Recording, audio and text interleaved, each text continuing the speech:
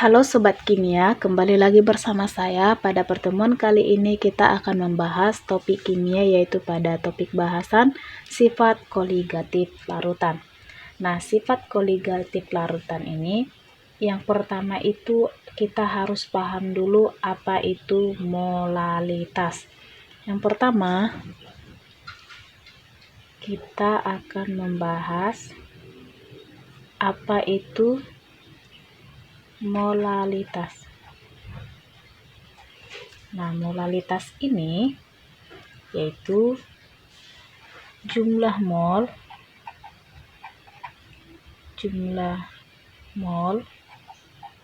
zat terlarut dalam tiap kilogram atau 1000 gram. Ini tergantungnya mau kilogram atau gram. Kalau di dalam kilogram berarti kalau diubah menjadi gram 1000 gram, yaitu pelarut. Nah, pelarut di sini larutan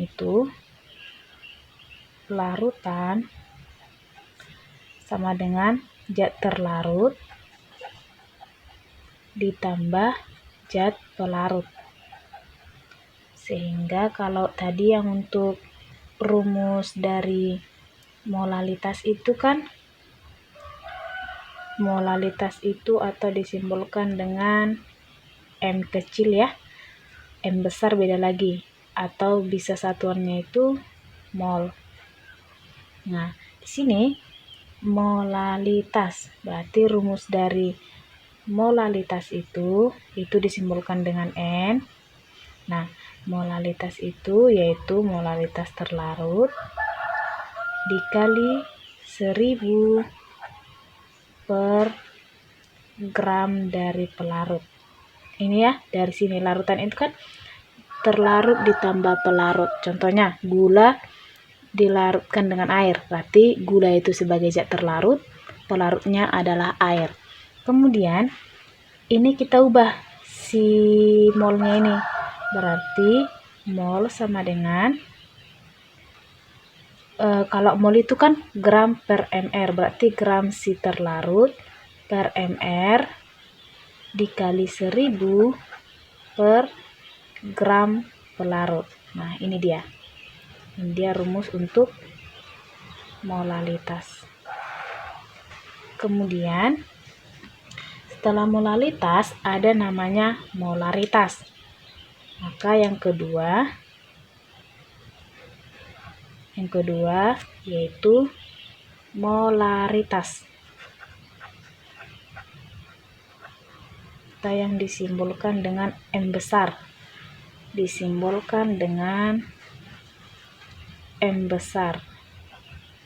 Nah, M besar artinya, pengertian dari molaritas ini, jumlah mol zat terlarut dalam tiap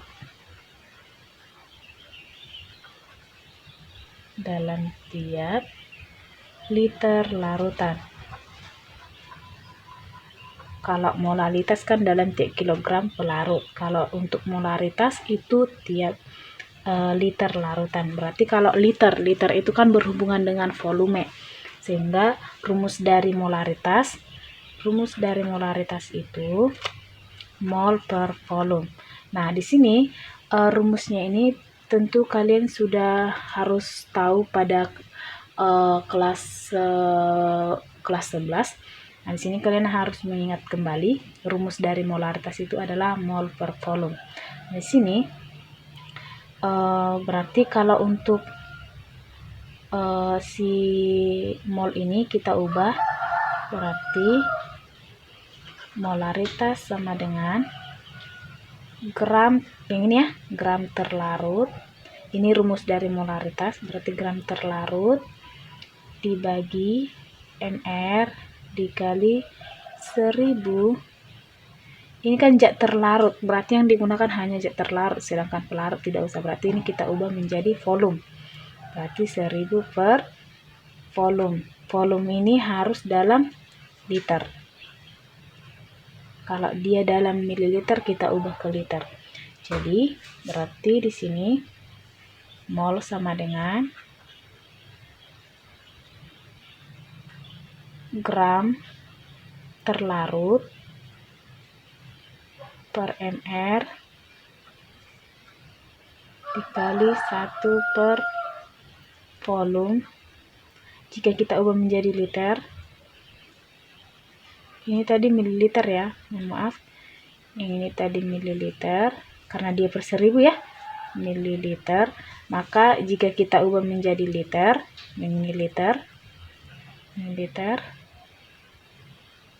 maka 1000-nya habis menjadi 1. 1000-nya habis maka menjadi 1. Nah, di sini berarti 1000-nya habis menjadi 1, maka rumus dari molaritas yaitu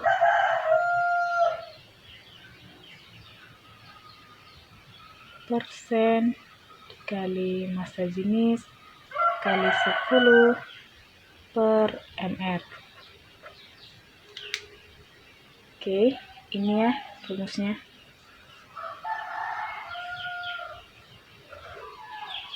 Kemudian yang ketiga kita masuk ke fraksi mol. Yang ketiga kita masuk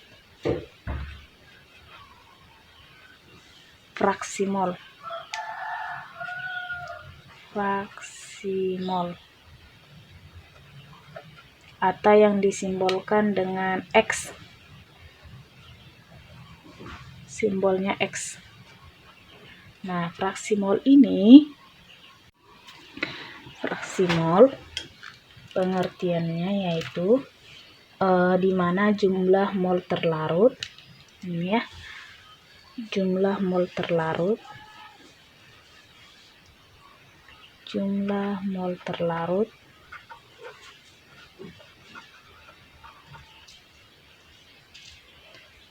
atau pelarut dalam mol larutannya. Berarti kalau di sini, kalau kita mencari yang fraksi mol terlarut, berarti kalau terlarut itu kan T, pelarut P, berarti XT itu sama dengan rumus dari fraksi mol itu mol per mol total, berarti XT sama dengan mol terlarut per mol terlarut ditambah mol pelarut atau total ya. Kalau untuk X atau fraksi mol pelarut kita ubah yang ini menjadi P, berarti sama dengan mol pelarut per mol terlarut ditambah mol pelarut. Jadi kalau untuk jumlah dari fraksi mol ini jika dijumlahkan fraksi mol terlarut ditambah fraksi mol pelarut itu sama dengan 1. Nah, sekarang untuk mol dari mol terlarut itu di sini kakak buat ya di atas. Untuk mol terlarut itu kan mol, berarti mol tadi rumusnya gram per massa per mr, berarti gram terlarut dibagi mr. Kalau untuk pelarut berarti mol pelarut sama dengan gram pelarut dibagi mr. Nah, sekarang kakak buat keterangannya agar kalian lebih mudah ya. Berarti kalau tadi yang untuk XT sini ya, yang untuk XT itu fraksi mol terlarut. Kalau yang XP fraksi mol pelarut kemudian NT itu mol terlarut,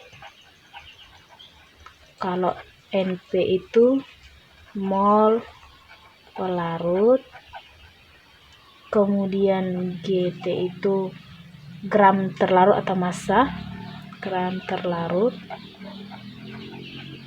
kalau GP itu gram pelarut.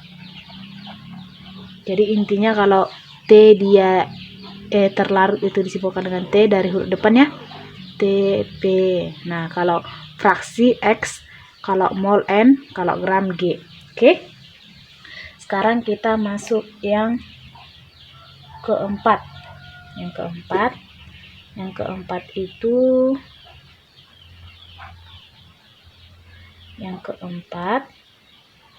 persentase. Nah, disebutkan persen. Ini adalah jumlah gram zat terlarut, dalam tiap 100 gram larutan. Sini rumusnya yaitu persen atau persentase sama dengan gram terlarut per gram terlarut ditambah gram pelarut dikali 100%. Nah, contoh soalnya di sini kakak buat contoh soal.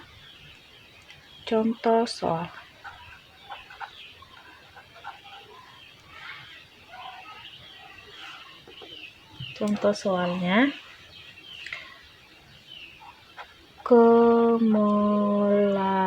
kemolaran ya, bukan kemolaran, larutan NaCl 10%, massa dengan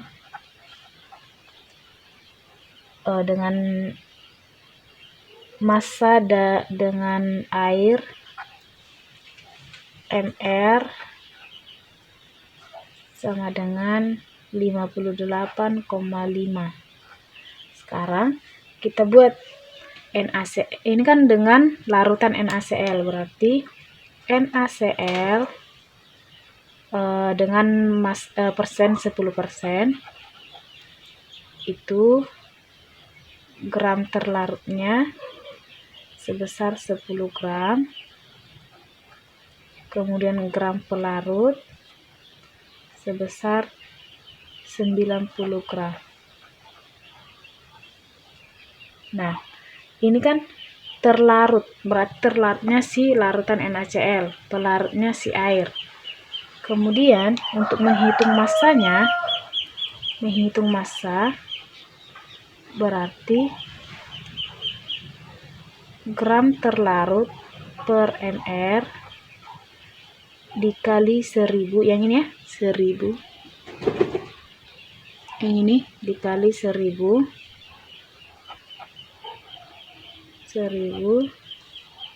per gram pelarut sama dengan gram terlarutnya 10, mr-nya 58,5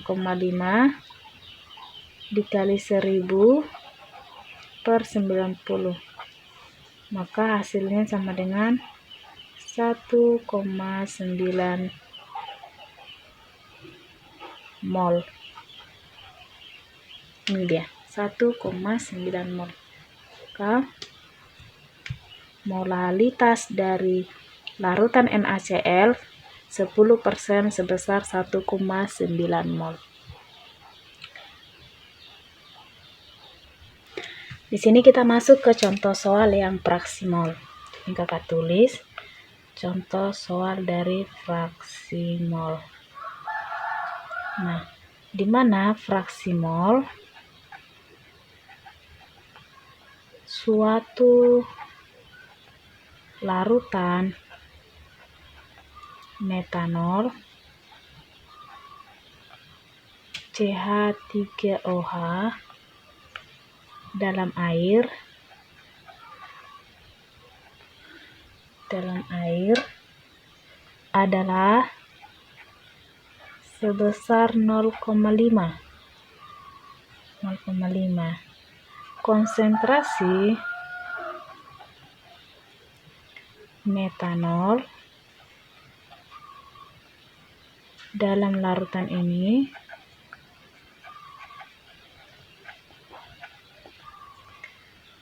yang dinyatakan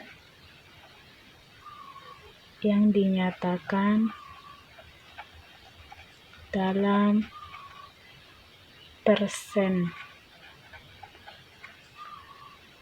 berat, yang dimana AR dari C sama dengan 12, H sama dengan 1, O sama dengan 16. Nah, di sini kita jawab ya. Dimana diketahui fraksi mol dari terlarut yaitu sebesar 0,5. Kemudian untuk mencari fraksi terlarut kan tadi mol dari terlarut per mol terlarut ditambah mol pelarut. Nah, di sini fraksi mol dari terlarut 0,5 atau sama dengan setengah ya, 0,5 setengah, yaitu mol terlarut. Nah, sekarang kita mencari diketahui bahwasannya mol terlarut itu sebesar 0, maaf tadi rumusnya yang ini, yang mana ya? Yang ini. Coba kita lihat. Di mana X fraksi mol terlarut ditambah fraksi mol pelarut sama dengan 1. Nah, di sini fraksi mol dari terlarut itu sebesar 1 mol. Kemudian mol dari pelarut sebesar 1 mol. Sehingga kita masuk rumus. Mol terlarut sama dengan gram terlarut per mr.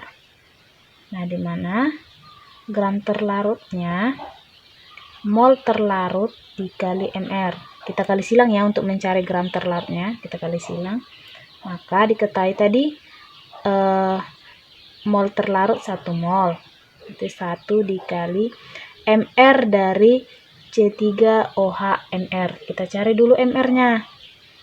MR-nya itu kalau kita cari berarti MRC 12 ditambah 3 dikali 1, 3 ditambah O 16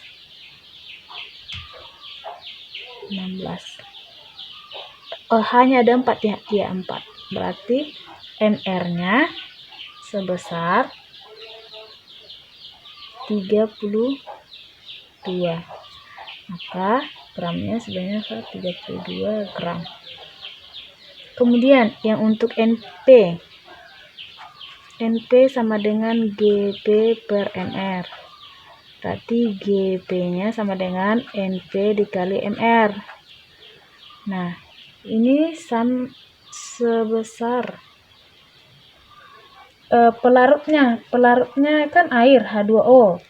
Berarti H2O itu MR-nya sebesar 18. Berarti gramnya 18 gram.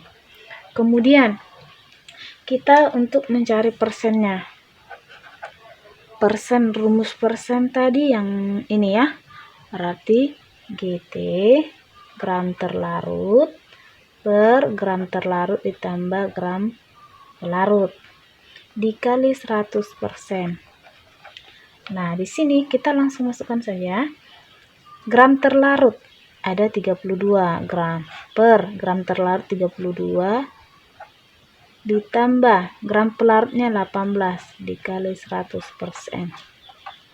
Berarti 32 per 50 dikali 100%. Ini 2 berarti ada 64%. Baik, Sekian untuk sifat koligatif larutan, di mana sifat koligatif larutan ada 4 ya. Ada molaritas, ada molalitas, ada molaritas, ada fraksi mol, dan ada persentase. Dan ini ada juga kakak kasih contoh, semoga kalian dapat memahami contoh-contoh yang sudah kakak berikan dan bisa lebih berlatih lagi mencari literatur soal dan menggunakan rumus-rumus yang sudah kita pelajari ini. Kemudian sekarang kita akan masuk ke sifat koligatif larutan yang untuk penurunan tekanan uap larutan atau delta P. Nah, di sini penurunan tekanan uap larutan atau delta P. Nah, di sini yang pertama kita akan bahas yang tekanan uap.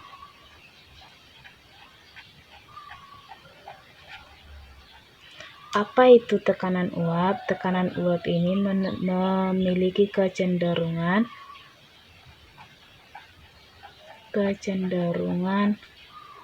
suatu cairan untuk menguap.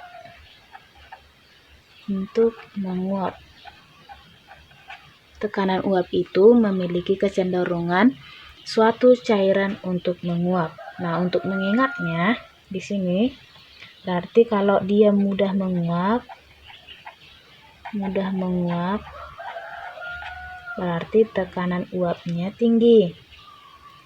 Tekanan uap tinggi. Kemudian jika sulit menguap,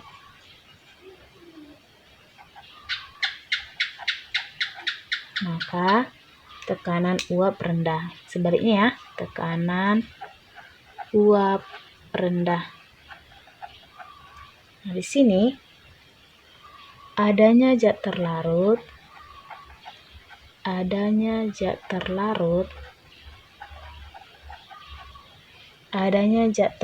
menyebabkan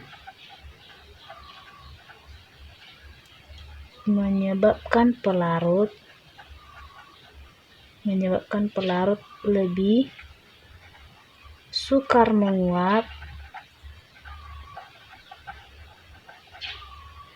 sebab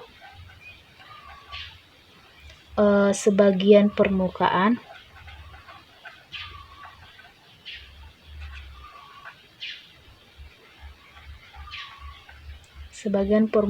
dari wadahnya, bagian permukaannya tertutup oleh zat terlarut. Adanya zat terlarut menyebabkan pelarut lebih sukar menguap sebab permukaannya tertutup oleh zat terlarut. Jadi di sini artinya tekanan uap larutan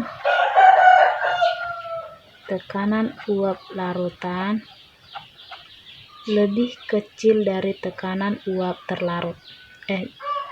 Tekanan uap larutan lebih kecil dari tekanan uap pelarut.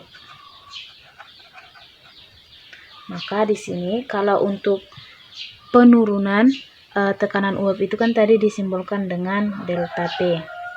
Di sini delta P sama dengan P0 dikurang P. Nah, di sini P0 ini artinya, ini rumusnya ya, rumus dari penurunan tekanan uap. Maka P0 ini, delta P dulu ya, delta P sama dengan penurunan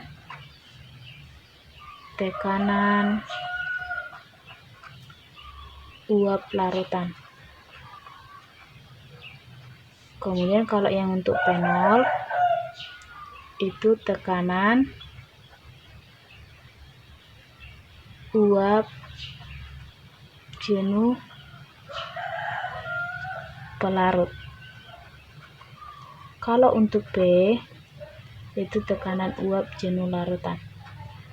Tekanan uap jenuh larutan. Di sini kalau delta P itu harus bernilai positif. Kalau dia positif artinya P0 yang ini, P0 harus lebih besar dari P. Kalau dia P0-nya lebih kecil, maka delta P-nya akan bernilai negatif. Itulah yang diakibatkan tekanan uap pelarut lebih besar dari tekanan uap larutan. Oke, kemudian sekarang kita akan masuk ke rumus, di mana delta P itu sama dengan P0 dikali fraksi mol T. Nah, kalau delta P sama dengan P0 dikali fraksi mol T. Sekarang kita ubah yang fraksi molnya. Delta P, tadi rumus fraksi mol itu yaitu mol terlarut per mol terlarut ditambah mol pelarut. Ini ya. Kemudian yang untuk mencari P sama dengan P0 dikali fraksi mol P. Jadi ingat, kalau dia delta tak berarti T, kalau dia P berarti P. Itu ya. Kalau untuk mencarinya, maka di sini P sama dengan P0, kita ganti fraksi molnya menjadi mol pelarut per mol terlarut ditambah mol pelarut. Nah, di sini ini yang untuk larutan non-elektrolit.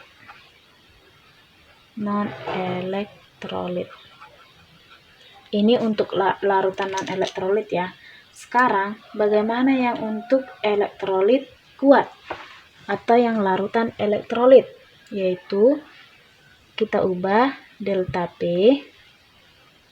Ini delta P sama dengan P0 dikali mol terlarut, sama ya, rumusnya hampir sama, cuman ini ditambah I. I itu adalah faktor Van Hoff. I di sini I untuk yang terlarut ya. Itu yang I ini digunakan untuk yang terlarut. Terus yang untuk P-nya P0 NP per NTI ditambah NP. Nah, ini I-nya tadi faktor Van Hoff. Nah, rumus I itu sama dengan 1 ditambah N dikurang 1 kali alfa. N ini, N di sini bukan mol ya. N di sini, N itu jumlah ion. Kalau untuk alfa itu derajat ionisasi.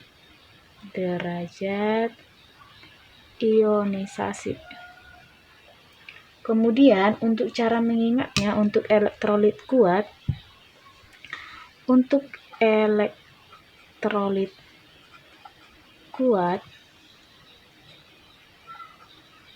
atau alfa sama dengan 1, itu I sama dengan N. Jadi kalau kalian udah dapat I, N-nya kalian juga sudah dapat. Artinya sama dengan jumlah ion. N itu kan jumlah ion, sama dengan I. Di sini contoh ya. Contohnya H2SO4. Elektrolit kuat. Ini elektrolit kuat. Berarti H di sini ada 2. H2 berarti SO4-nya 1. Berarti N-nya sama dengan 1. N-nya sama dengan 3. Berarti N sama dengan I, berarti I-nya sama dengan 3. Oke. Sekarang kita masuk ke contoh soal.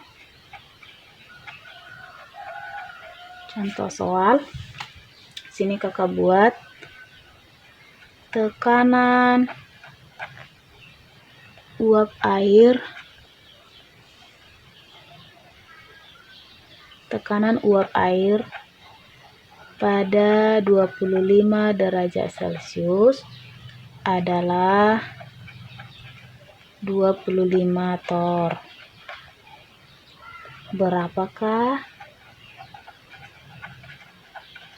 Berapakah tekanan uap suatu larutan pada 25 derajat Celcius yang dibuat dengan melarutkan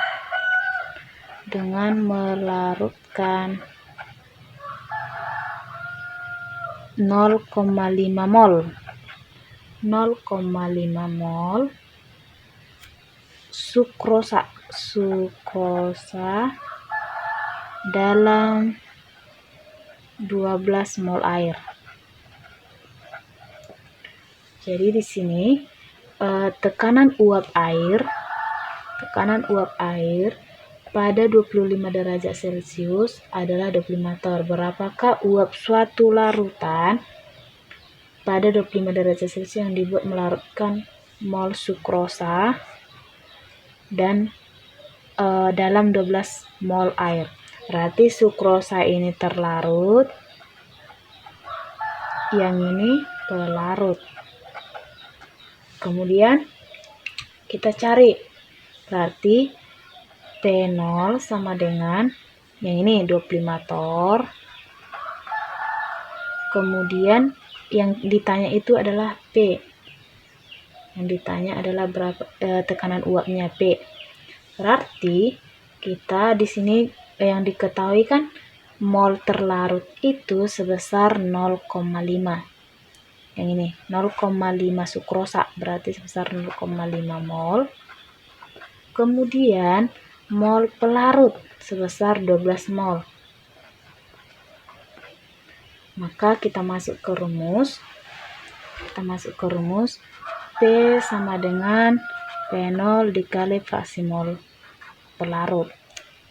Di sini kita ubah fraksi mol pelarut sama dengan mol pelarut per mol terlarut ditambah mol pelarut. Sini langsung kita masuk. Yang P0 itu kan 25. Kemudian 12 per 0,5 ditambah 12. Maka jawabnya 25 dikali 12 per 12,5 sama dengan 24 torr. Berarti P-nya sama dengan 24 torr. Baik, mungkin sekian untuk pemaparan yang untuk penurunan tekanan uap larutan atau delta P. Baik, sekarang kita masuk bagian yang ketiga, yaitu kenaikan titik didih atau yang disimbolkan dengan delta TB. Kenaikan titik didih atau delta TB. Nah, di sini titik didih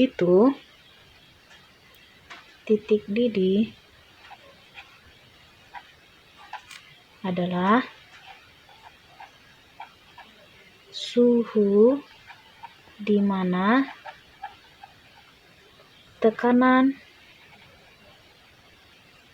uap suatu cairan sama dengan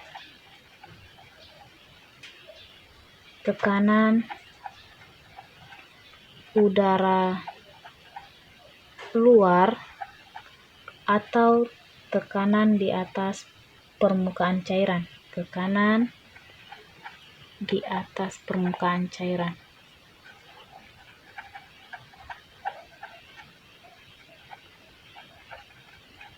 Nah, sini saya gambarkan diagramnya. Ini ya.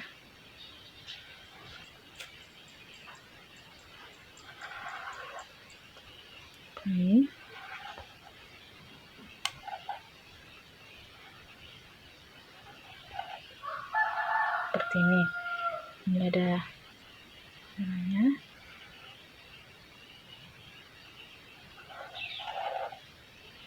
Ini aturannya lurus ya, aturannya lurus.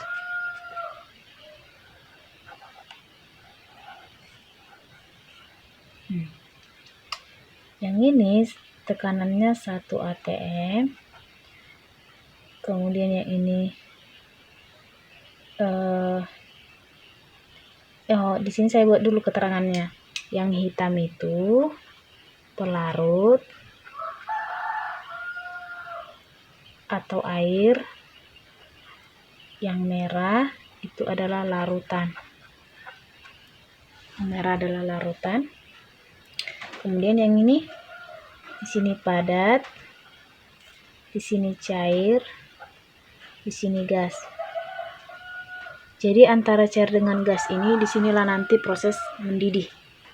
Proses mendidih. Nah di sini karena ini tekanannya 1 atm, kita tarik. Ya, harus nyampe. Sini kita buat 100.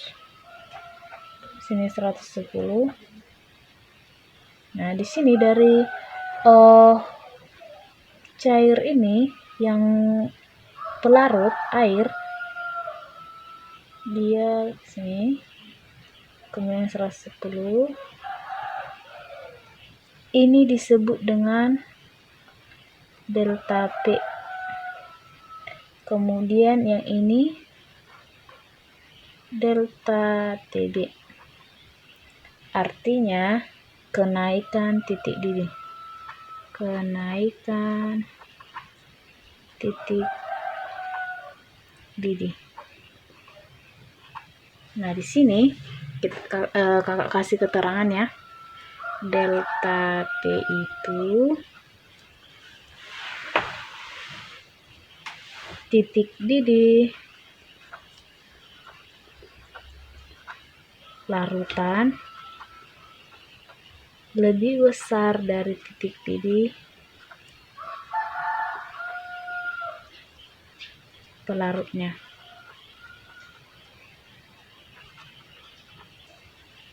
Nah, di sini berarti rumusnya delta TB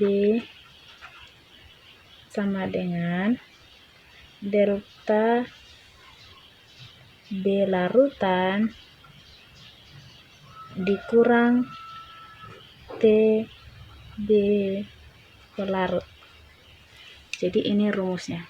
Rumus dari kenaikan titik didih. Berarti kenaikan titik didih larutan kurang titik didih pelarut. Yang ini delta pelarut delta P-nya itu titik didih larutan harus lebih besar dari titik didih pelarutnya. Karena kalau titik didih pelarutnya lebih besar dari titik didih larutan, maka delta TB-nya itu bernilai negatif. Karena delta TB itu harus bernilai positif. Nah, di sini untuk kita turunkan ya. Jika kita ganti, jika ingin mencari TB larutan, berarti TB larutan sama dengan yang ini delta TB ditambah TB pelarut. Kalau ingin mencari TB pelarut, TB larutan itu sama dengan delta TB ditambah 100 derajat Celcius. Karena pelarutnya air itu kan biasanya mendidih pada suhu 100 derajat Celcius. Sehingga ini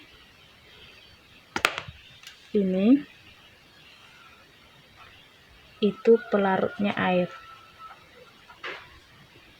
Makanya dia dibuat 100 derajat Celcius. Nah, kemudian delta TB itu sama dengan M dikali KB. Nah, delta TB sama dengan massa. Massa itu kan gram per mr. Gram terlarut per mr dikali 1000 per gram pelarut dikali KB. Ini rumus Ini rumus untuk larutan non-elektrolit. Bagaimanakah untuk larutan elektrolit? Larutan elektrolit yaitu delta TB sama dengan gram terlarut RMR dikali 1000 per gram pelarut dikali KB kali I. I itu kan tadi faktor Van Hoff. Jadi tadi sudah kakak jelaskan untuk mencarinya. Kalian masih ingat kan? I itu sama dengan 1 ditambah N dikurang 1 kali alfa. Nah, untuk elektrolit kuat, contohnya elektrolit kuat itu ada asam kuat, ada basa kuat, dan garam. Nah, di sini kakak kasih contoh NaCl dan CaOH 2 kali. Nah, tadi untuk mencari I sama dengan N. Ini ingat ya, tadi I sama dengan N. Nah, I sama dengan N. N untuk NaCl 1 ditambah 1 berarti 2 dengan 2. Untuk yang CaOH 2 kali, I sama dengan 1 ditambah 2 berarti 3. Oke, maka kita masuk ke contoh soal. Sini, contoh soal. Contoh soal di sini kakak buat untuk menaikkan titik didih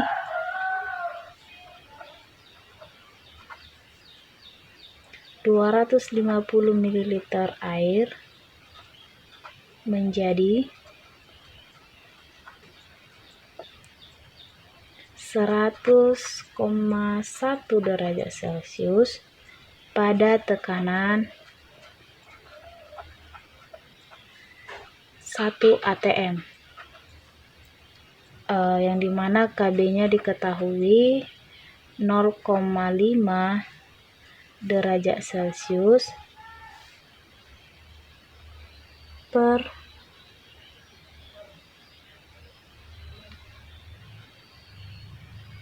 maka massa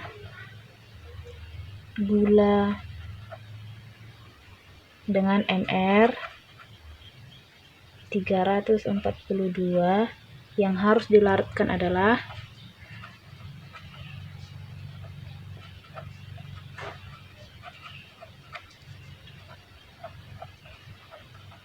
Nah, di sini kakak kasih jawabannya. Kakak kasih jawaban. Pertama, yang tadi kan 250 ml air. Di sini 250 ml air. 250 ml dengan berarti 250 gram air, berarti ini gram pelarut karena air itu sebagai pelarut ya. Kemudian delta TB-nya rumusnya tadi TB larutan dikurang TB pelarut. Nah, TB larutannya, yang TB larutan itu yang ini TB larutan, berarti 100,1 dikurang TB pelarut. TB pelarut air itu biasanya 100 ya, berarti 100. Maka hasilnya 0,1. Kemudian untuk delta TB rumusnya gram terlarut per mr dikali 1000 per gram pelarut dikali KB. Nah, di sini delta TB-nya sudah dapat 0,1 gram terlarutnya belum diketahui, berarti itu yang akan kita cari. Kemudian MR dari terlarut glukosa, berarti MR dari glukosa itu sebesar 342, berarti 342 dikali 1000 per gramnya 250. KB-nya tadi diketahui 0,5, sini 0,5. Jadi jika dikalikan, berarti yang ini mati. Ini ya, ini 4 dikali 4 dikali 0,5, 2 dibagi 3, 4, 2 berarti gram terlarut dibagi 171.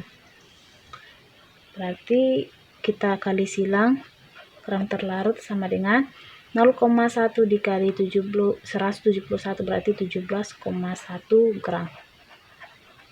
Berarti gram dari massa dari gula yaitu sebesar 17,1 gram. Baik, mungkin sekian untuk pemaparan materi pada sifat koligatif larutan.